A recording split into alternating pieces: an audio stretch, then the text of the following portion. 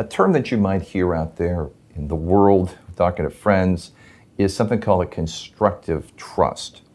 And one of the things I want you to be careful about in this whole area of the law is there are a lot of terms that sound almost alike.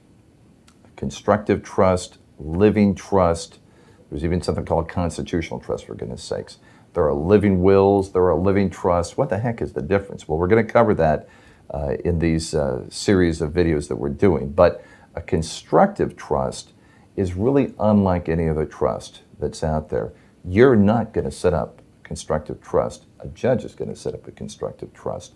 A constructive trust typically comes about where somebody has acquired money from somebody they shouldn't have. They acquired money in a fraud. They acquired money from a theft. Let's say, for example, someone kills their spouse, and they're the beneficiary of their spouse's will, the beneficiary of their spouse's trust.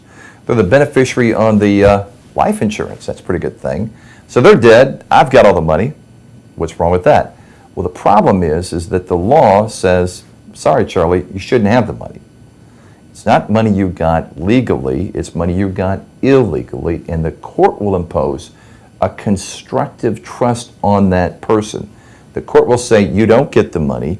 You now hold the money in a trust for the children of the deceased, for the family members of the deceased, for somebody other than the person who committed that crime.